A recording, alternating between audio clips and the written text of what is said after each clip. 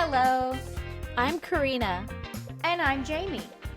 Welcome to As Told by ADHD. This podcast is the brainchild of two best friends with ADHD who share a passion for learning and a knack for finding the most fascinating tidbits of knowledge. Each week, we embark on a wild and hilarious journey of discovery as we dive headfirst into topics that pique our curiosity. From dark folklore to bizarre statistics, cultural ceremonies to famous dead people, we're here to entertain, educate, and tickle your funny bone. This week on As Told by ADHD, we are talking about things that did not go as planned. Epic fails before it was called epic fails, essentially. It's crazy. So this week we're going to do something a little different. We're not going to do a dice roll because my story will be next week because this topic flows right into the next one for me. So, because it's on the same exact subject. So I'm going to give it to Karina and she can take it. She can take it. My brain is turned off today. I got little to no sleep. But yes, so no dice roll this week. And so we're going to get into my topic, which kind of is a topic that Jamie has dabbled in quite a bit when we talked about some other Okay. things, which is radiation. It was a Radiation. very experimental time Yeah. when radiation was around. So my story is revolving around what was called the Demon Core. Have you heard of that? I think that's an anime thing. It's not. Maybe it was based off after, but this was a real thing in 1945. They tie this story in with a phrase, and it was kind of funny because it'll play into like later, but it was when I saw a story headline, it said when scientists played with the sleeping dragon. In the summer of 1945, as World War II was coming to an end, there was a small metallic sphere that sat inside of Los Alamos Laboratory in New Mexico. It didn't really look like anything crazy. It was literally just a silver ball about the size of a grapefruit, so even smaller. And it had a country-destroying chemical agent just chilling inside of it, which was called Plutonium 239. Okay. Okay. Yep. Plutonium. Plutonium. Every time I hear plutonium, I think of like comic books. I don't know why. You know, when the Powerpuff Girls, their title Oh, yeah. sequence, it would always have chemical X. And so Yeah. every single time I just learned a new like chemical word, I would just associate it with like Yeah. that's what chemical X was, you know? Nah, So I think we still don't know what chemical X is. I think I don't think we'll that ever know what chemical that X doctor is. destroyed it because it was too powerful. And he didn't want anybody else to have 3 sweet, beautiful little girls. He loved those girls. He really did. But anyways, so plutonium-239, this was enough to form the core of a third atomic bomb. Third, meaning that they already dropped 2 bombs on Japan. So if Japan hadn't surrendered after Hiroshima and Nagasaki, it likely would have been used as the third hit on their country. But they did surrender. So they decided to not get rid of it and experiment on it, of course, which is totally the Cool. next best thing to do. Cool. But she's clay. Do we know at that time, did they understand what plutonium was? Did they know? Absolutely. Okay. Because So they were already cool. dropping nuclear bombs. So Yeah. they knew exactly. And this is something I will kind of stand by. I will stand by the fact that our government, or governments in general, but our government is probably about a solid 50 years in advance with them when it comes to technology. Whether if they've like discovered something new that they're just beginning to test or something like that, I will swear that up and down. That is not a conspiracy theory. I know that we are way more advanced than like the government is way more advanced than what we know of or can probably even comprehend. But anyways, so They knew exactly what plutonium was. And they didn't want to deactivate it. They just wanted to play with it. How silly. They're so silly. So Such silly boys. just silly boys. I'm assuming 'Cause they're all men. Okay. Yeah, this makes they sense. were. So Yeah. at the time, nuclear physics as a whole wasn't understood in a practical sense. They knew these chemicals. They could measure the power that was emanating and stuff like that. They knew what we call a really big boom or a little boom, like enough to kill like one person, you know? A couple million to like one person. They understood this. But they wanted to test the limits of nuclear reactions with their little grapefruit ball, the little demon core. So they were still trying to learn how nuclear reactions behaved under different conditions. So the key concept when it comes to like measuring radiation was what was called criticality. So plutonium naturally emits neutrons. Most escape completely harmlessly, but if enough of them are reflected back into the material, they can trigger more reactions. And if that process can sustain itself, the material becomes critical. If pushed farther, it becomes supercritical, releasing like a sudden burst of radiation. Okay. And the scientists who decided to play with the demon core wanted to know exactly where that line was. So they began to carefully, manually, so themselves, bring the core closer and closer to that threshold, and they named it. They called it tickling the dragon's tail. That's crazy. That's crazy. Yep. If there's anything that's crazy, it would be that. And like, I say crazy a lot. Like, a lot. My dog's doing something funny or cute. He's crazy. That's crazy. This is not that kind of crazy. This is like certifiably insane. Like, he should not have been given this power. Nope. The dragon was the chain reaction, the plutonium and the neutrons being reflected back. And they were getting as close as they could without letting the dragon bite. Okay. AKA being blasted with radiation. I want to say this is very boy. This is very boy. Does that make sense? Like, my son isn't really like the biggest risk taker, but my fiance's son and my fiance, they're just like, what could happen? And then afterwards they're like if they get hurt, they're like, I didn't know that was gonna happen. How was I supposed to know? It's giving boy. So Yeah. August 1945, literal days after the war ended, physicist Harry Daglian was working alone at the laboratory. It's so unfortunate. I'm so sorry. It's just so unfortunate. Okay. He but decided. It's like a scene from a movie. But was really it his is. fault?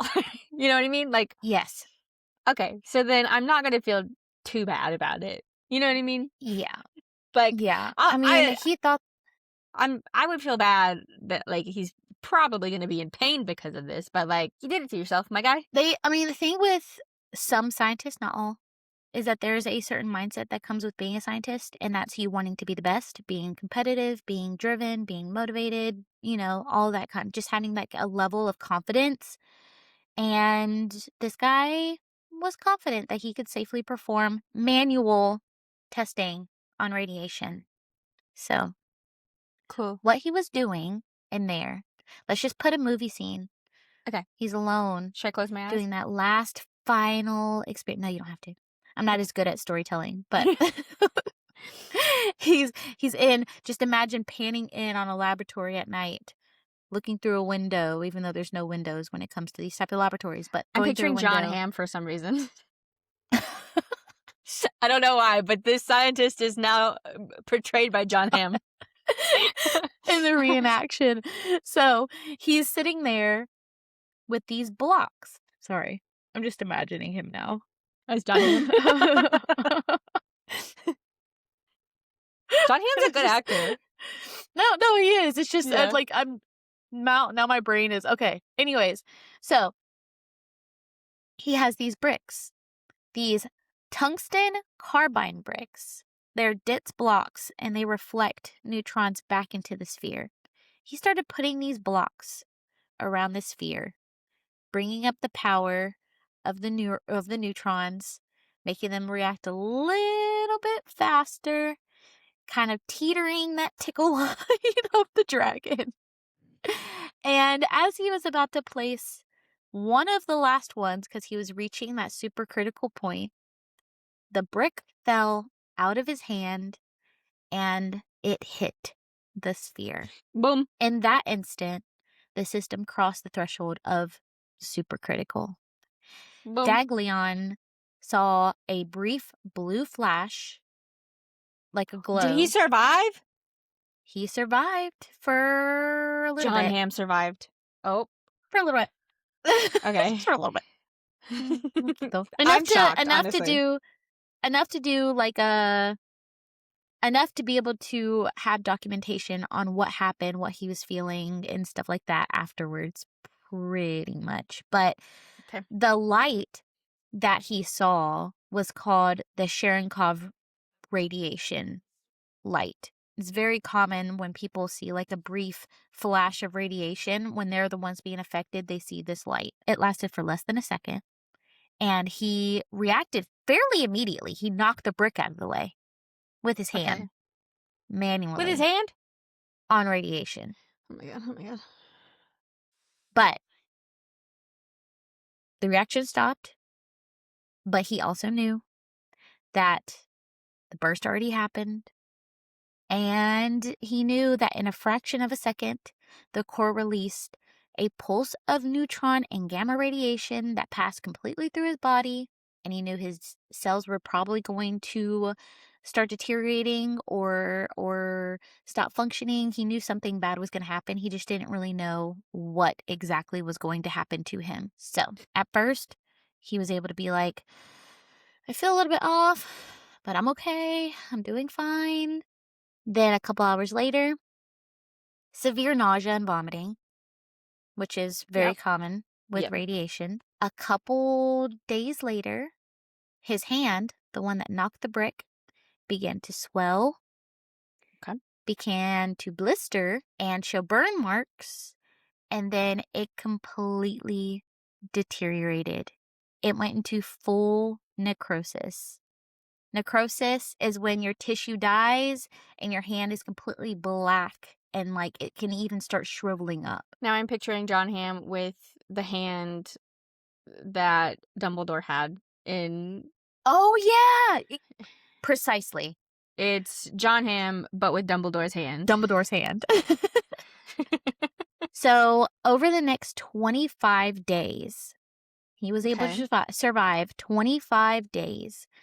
He was getting worse. Testing showed that his cells were dying as fast as they were being produced. He had a brief period where he was stable, but eventually, over time, his body completely gave up fighting the radiation. All of his organs shut down, and he died. Boof. So, don't play with radiation, right? Don't play with radiation. You think that you would get rid of this core, right? And you wouldn't test on plutonium anymore, right? You would think, but I know that some people are like, I'm better than him. I could do it. Yeah, there was a guy who thought that he could tickle the dragon better. I hate that it's called tickling the dragon. I hate it. Tickling the dragon's tail. Yep. He thought that he could tickle it better. No, I hate it. Who named it? So, because I have some words for them.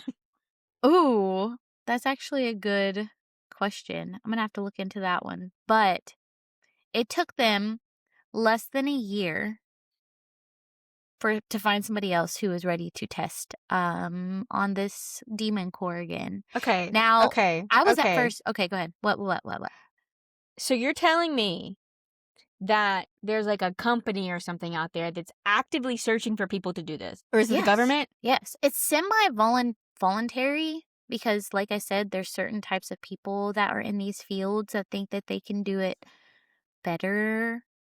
But I honestly think that the reason it didn't happen sooner was because people were scared.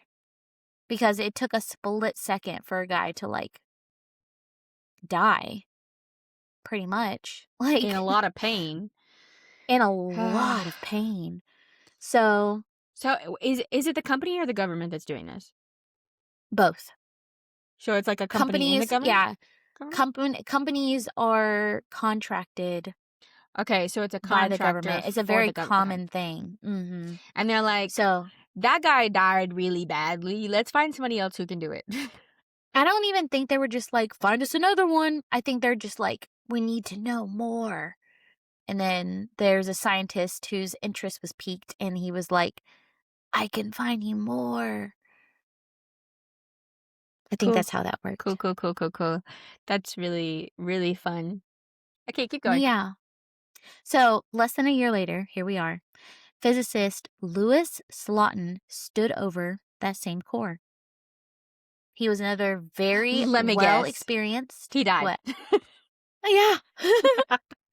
Let me guess. But how Painfully. he did was like, because we have a direct quote from him, and it kind of like gave me, I'm just going to get, we'll get to it. We'll get to it because it, yeah. So, Louis Slotin, he stood over that same core. It's not protected, okay? Still open to the public, like, generally. Like, yes, there's sections of these laboratories that are closed off for, like, secret, top secret, only certain experience, blah, blah, blah, blah. But he stood over this core. He was very skilled, very experienced, little somebody, right? Physicist. And his confidence was getting gassed up because he had his little scientist buddies were around him. They were like, you got it, man. You're the one, man. Like, nobody can do this but you, my guy, right? So they were giving him his boost of confidence, and they're also handing him a screwdriver because he was going to handle this demon core manually with a screwdriver. So, Hold on. Why? What was the objective? that's what I was getting to. They built these things called hemispheres, right? Kind of Okay. the same as the bricks. What it did is if it stayed open or closed, like to a certain extent, it would cause like the reaction to be stabilized, critical, or supercritical, right? You had to have these hemispheres like so far away from each other from touching. He used the screwdriver to keep a gap of about a few millimeters between these hemispheres. And this was to keep the reaction stable. And he would just barely lift or barely let it close to test the radiation. Here, I'll use my pen for reference. he would just barely lift it, barely close it like this to try to keep or try to see how far he could tickle said tail of the dragon to reach supercritical in a controlled manner. So, what I'm gathering here, I'm not even gathering it. I've already known this, but this is really being emphasized in this moment. If you test death, he's coming for you. The Grim Reaper Yeah. is gonna get you. So, like, why? Why are you doing this? Do you want to die? Is that what's happening? What is happening? Well, that's why his quote is so like it literally just it got me. So he ends up, because of course this doesn't have a happy ending. Things go incredibly wrong. As soon as he decided to adjust the top hemisphere, because there's one up here, one down here, he adjusted the top hemisphere. The screwdriver slipped. The hemispheres closed. The system crossed the line again. A blue flash happened again. Except for he had his scientist buddies around him this time. In the same room? Or is it like... In the same room. So they're all gonna die. They Great. had a distance. Yeah, they had a distance. He was the one that was closest to it. It was later described to have a feeling, though, associated with it, the Cherenkov radiation. And it was described as like a wave of heat that only happened like faster than a second, they felt like. But Slotin, of course, reacted instantly like the first guy, knocking the hemisphere away with his bare hand to kind of keep the reaction as minimal as possible. He did it with his bare hand again, pushed it open. The reaction stopped again, and like before, the damage had already been done. Slotin knew immediately what was going to happen. He knew that he had a full dose of radiation. The others in the room were affected, not as much. And he reportedly said, and I quote, "Well, that does it." Well, that does it. It's so eerie. It's just kind of like he just completely accepted, I'm going to die now. If you're going into this field, right, you gotta know, like, if you go into this job, you know that the possibility of you dying is not zero. You know that the possibility of you dying is probably more than 50%. So he probably more, already... because you're handling it manually. Mm-hmm. Hello? Yeah. So he probably knew going in, like, I'm probably going to die by the end of this. Either but if that I or he don't, was I'm just going to be like- really cool. I just don't, yeah. I don't, yeah. But anyways, like before, Okay, so all of there's the two... symptoms were Let me guess. completely... Oh, wait, go ahead. Huh. Keep going. I was skipping ahead. So I was like, he died. knew- He's gone. I know, right? He's gone. The symptoms were the exact same, right? Vomiting, body was declining, weakness. He could no longer produce red blood cells. Immune system failed, organs shut down. But instead of dying 25 days later, close to a month, he died 9 days later. I didn't give an actor to this one. Who is this going to be in the This one has to be like the one that usually plays like really confident and like dies first. Like maybe in like a Jurassic Park movie. Like that scientist who died in the porta potties I'm thinking in Jurassic Park. Who is that guy? I don't know. I didn't watch those movies. Don't come for me. Thanks. I'm thinking the guy that's the Peaky Blinders guy. Cillian Murphy. Is that his name? I can see Peaky Blinders. I can see Peaky Yeah. Blinders. Okay, so we got John Hamm, Cillian Murphy. I know there's another one. Who's that gonna be? So there isn't going to be a third one. Okay.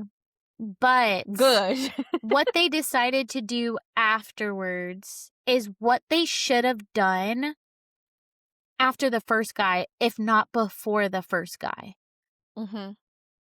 So, the others, by the way, they ended up surviving, but they had long-term illnesses. So immune system illnesses and cancers, because it changes your whole DNA when that stuff happens. So you develop sicknesses that probably have never been in your family before. But anyways, they decided to finally stop everything. No more hands-on experiments, obviously. No more screwdrivers. The whole concept of tickling the dragon's tail, done. Not doing it. So from that point forward, they had remote-controlled equipment. That was the new standard. And they had really strict distance protocols. You can only reach super critical if you like prove in theory, like you have to have like a bunch of different scenarios ready, present them. They tell you which one you can test, all that kind of stuff. It became like a really, really, really hard thing to do, to be in the room with this demon core, which it should have been in the first place. I don't know why. Yeah. You drop 2 atomic bombs. You understand the power of radiation, but you let your scientist play with it manually. Yeah, what's that about? Stop. Yeah, and I think also I don't know, like, you can have somebody who studied to be a biologist or a physicist in the 1960s, right? But that field now, there's so much that is unknown or new compared to what they knew when they first became like a physicist that I don't know if the government actually told the scientists exactly what they were getting into. Like, just what if they didn't know how much plutonium they were actually dealing with? Okay, Like, but what if, what's the likelihood they're going to hire a scientist that doesn't know what plutonium is well, when not they're that working doesn't with know what plutonium? plutonium is, how much No, but plutonium I'm is saying, being like, tested on. I feel like if the first day you walk in there, you're going to be like, that's a lot more than I thought it was going to be. And you could be like, I got to go. You know? Yeah, So, in my opinion, these people, I'm sure they didn't want to die. They probably didn't want to die like this. But these people most likely knew the outcome. They most likely understood what they were signing up for. But hopefully. it became more of like a high risk, high reward situation where, like, the risk is extremely high, but if I can do this, I'm changing the world. And my Right. name's gonna be next to Madame Marie Curie or insert some other scientist or chemist. I don't know. Right. I also wonder how, like, what was the end goal? I don't know. Because they knew how it worked. They knew what point it had Mm-hmm. to be at to cause a massive reaction because they've dropped bombs already. I bet it was in some sealed document somewhere. I bet there was a specific reason, but they're like, we can't let the public know about this. Yeah, same. Like, they had to have had an objective because I feel like with scientists, like, your everyday average Joe, they might do something and not know why they're doing it, you know? True. But with scientists, they're constantly asking themselves questions. They're constantly curious. They're Yeah. constantly, It's a very yeah. specific type of person. Yeah. So they had to have had an objective. And the fact that we don't know it makes me think they hit it. Why? And I they don't know. called it tickling a dragon. Yeah, what the fuck was that about? Did they play? But Well, I guess D&D wasn't around then. Was it? I think No. it's just kind of one of those things of like, I don't know what this is or what is going to happen, but it's giving me a little bit of an adrenaline rush. I don't know. I think it's exactly Yeah, what they I said. 100% had to know what they were getting into. Yeah. They knew I exactly what they were doing. I genuinely believe wholeheartedly that it was, I could die, but if I pull it off, I'm a legend. You know? Like, that's the Yeah. only explanation I can come up with that makes sense in this situation. Because you know, like, if you know what plutonium is, you know that even a little bit is bad, you know you're probably going to die. You know that it's a no-no, You know that and you it's a shouldn't touch no-no. it. You know that it's a no-no. So, uh, they ended up transferring it to a controlled facility. We don't know where. Was it They not in a used controlled facility before? Where Well, they was transferred it? it. Well, so they did it. So it was at that laboratory in New Mexico, Sorry, I the yelled at you. Los Alamos. But they transferred it again because they wanted to officially get rid of it. Okay. So they had to melt it down under super strict safety protocols. And it was later recast and reused in other nuclear tests that we don't really know about. We Yeah. know that was going to be reused for nuclear testing, but we don't like Wow. know, you know? So, radiation, am I right? And radiation, am I right? I don't know, dude. Like, I don't know. Scientists baffle me at sometimes because, like, I feel the amount of stories I've heard where someone's literally willing to die to, like, be a great scientist. I feel like it's so Yeah, much more common than we think. I'm sure, I like, these completely days it's agree. not as, like, prevalent. Like there's a lot more safety precautions overall, but, like, a long time ago, But like that's the thing with science is that there's always something that is unknown that mhm. I don't want to say needs to be figured out. They want to figure it out. Yeah, So agreed. God knows what that is right now, though. I It's don't wanna insane know. to I think wanna repress about. this. I wanna That's repress insane to it. think about, though. It's wild. Can't even comprehend No. what their danger point is Mm-mm. right now. Well, Nope. honestly, you know what would have been a good story for this topic? What? We already did it, but Chernobyl. Um, Oh, yeah, because that one went horrifically wrong. yeah. It was supposed to be like a utopia, but it turned out like it not a utopia. What episode was that? And super deadly. And still there, still standing to this day. Completely abandoned. But there's still radiation everywhere. All over the place. Episode 10 or 11, Infamous Landmarks. If you want to learn about Chernobyl and how that didn't go to plan, because it was supposed to be a utopia. It was supposed to be like this beautiful, peaceful place that people could go and like live perfect little lives, perfect Mm-hmm. little picket fence lives, and then boom, Mm-hmm. And we had a special guest. we did have a special guest, my Mm-hmm. We had a friend special Susha. guest. Yes. She is from Belarus. Mm-hmm. And so she gave us a little bit of insight of what Mm-hmm. she knew about Chernobyl. Right, So, and also the effects that it had on her country because like they border each other, and like yeah. it like really messed up their country radioactively. Yep. It's pretty crazy. So go listen to that episode. We had not been recording our faces at that point, so you just gotta listen to it. We have some But pretty pictures though.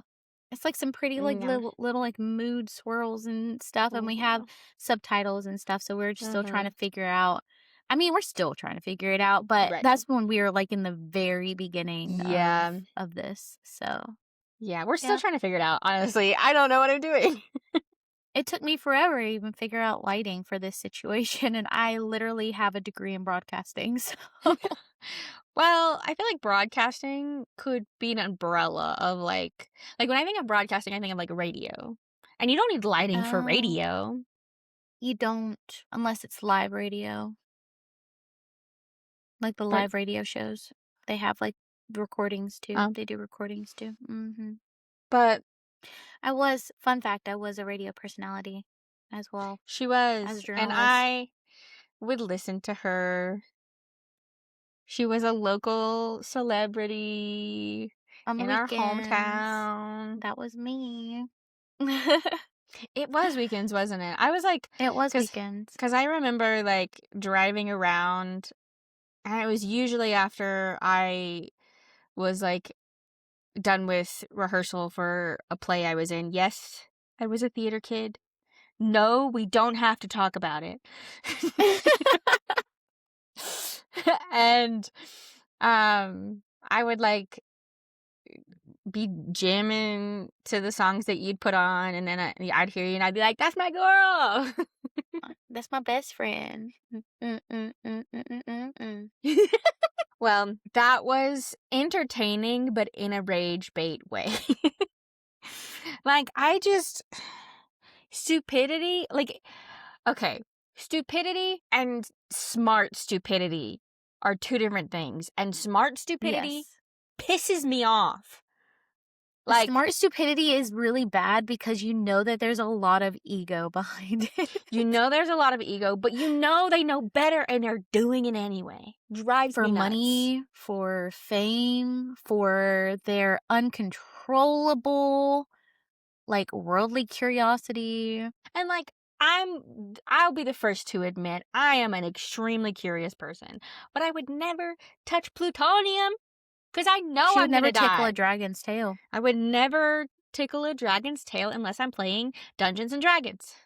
And the dragon consented. Yes, I play Dungeons The and Dragons. We dragon has- don't have to talk about it unless you want to. She's been trying to get me on it. I have been. I want her to play Baldur's Gate so bad. And I want her to play it with She me. does. And one of these days, maybe this summer, I'm going to get her to play Baldur's Gate with me. And it's going to be her new obsession because I know it. I know it's going to be her new obsession. She's going to love it. It's a really good story. Yeah. Your girl's just real busy. We got work. We got school. We got podcast. We got Child. Children. Children. You got So a fiance. That's kind of crazy. a whole fiance. He liked it, so he put a ring on it.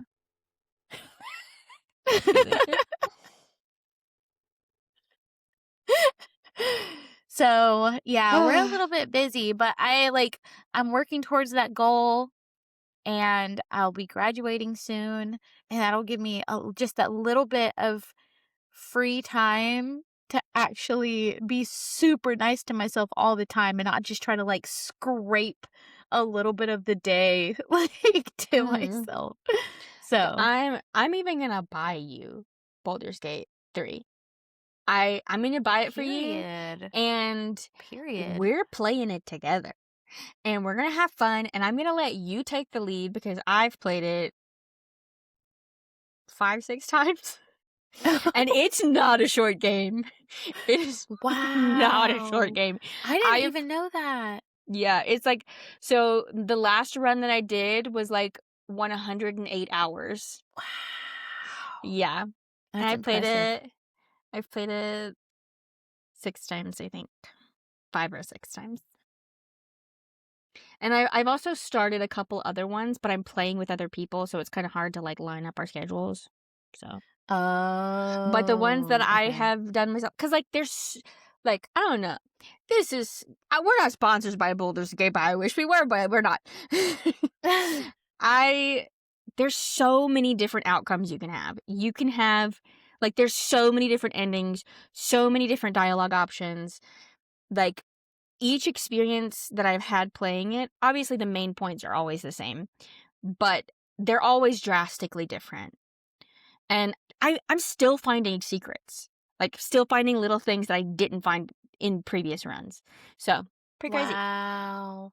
Yeah. That's pretty cool. Mm-hmm. Be so for real. That's pretty cool. And you're gonna play it. Do you think they're like updating it? Well, they Kinda are like doing RuneScape. They are Like how they doing some upgrade, like- updates, but it's mostly like either No, they're like adding creating like new endings or like something. I don't think they're adding new endings. I think they're adding new dialogue options, I've heard.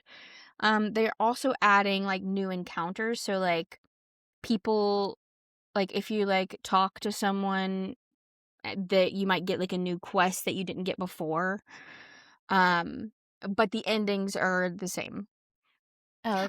I think they, because like, okay, so you can romance some of the characters. I heard that one of the Cool. characters, they went back and added several different kissing scenes with this one character because everybody loved this character, which I don't understand. Not my cup of tea, but you do you. I'm watching this K-drama right now called Boyfriend on Demand just to have something like funny kind of playing when I'm like getting ready for work and stuff. And I'm so sorry, guys. You're just in our FaceTime call. This is what our Yeah. FaceTime calls are like. Y'all are just in our FaceTime calls now, and that's pretty much what the podcast is. But anyways, so it has Jisoo from Blackpink in it. Okay. And it's like a virtual reality world where you date a man. Okay. But it's like the men in all of the K-dramas that everybody loves. So Okay. you have the horror hero, you have the action pilot, you have the military guy, the firefighter, you have like the quirky rom-com guy, you have like all of the corporate chaebol, like all of these types of men from all the K-dramas you can even think of. And they're like, she's like, I can't, I'm like dating like the same person, which you reminded me when you said that he's like the favorite, or they are the favorite character. It's a he. It's a he. So when you said that he's like the favorite character, it literally made me think of it, because she was just like, how many guys are dating the same guy? And she was like, 12,000 something. She was like, I want my own man. So she had to fill out a questionnaire that was 2,000 questions long to make her perfect virtual reality boyfriend, and it ended up looking like a man from her job. Oh, and so now she's gonna fall in love with a man from her job. Well, she just keeps looking at him, and he's like borderline autistic, he seems like, and she's just kind of like, I don't like him. Have you watched Behind Your Touch yet? I haven't. You have to. It's so funny, but also really fun. No, I want to pay attention to that one. I have this one on like when I'm doing makeup and stuff like that. And they have it English dubbed, so that way I don't have to like watch. I can just hear everything that's happening. It's just kind of like my get ready or cleaning up show. Does that make sense? I'm gonna watch it. Don't tell me anything else. Okay. It's so cute. It's actually so funny. I really hope you guys enjoyed the story, but also our banter at the end, because this happens every time. Welcome to As Told by ADHD. This is the gist of the show. This is the gist of our friendship. This is a really big story and then a lot of banter afterwards. Yeah.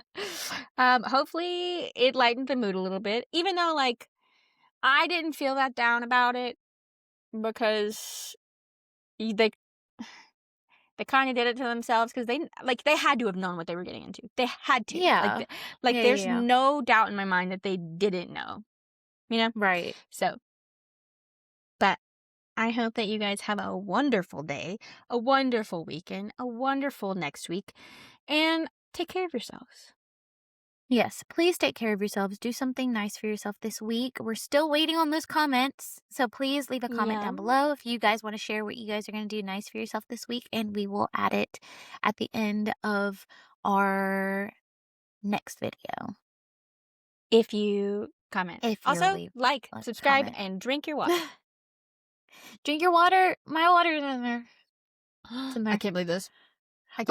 I'm betrayed. It's because I chugged my water this morning, so it was all gone, and then it's in the kitchen, and I refilled it, and I left it there when I came back in here.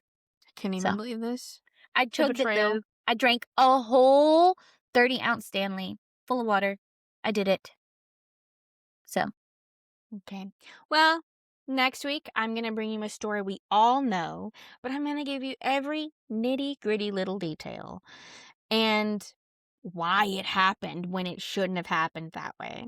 So, we'll see you guys next week. Goodbye.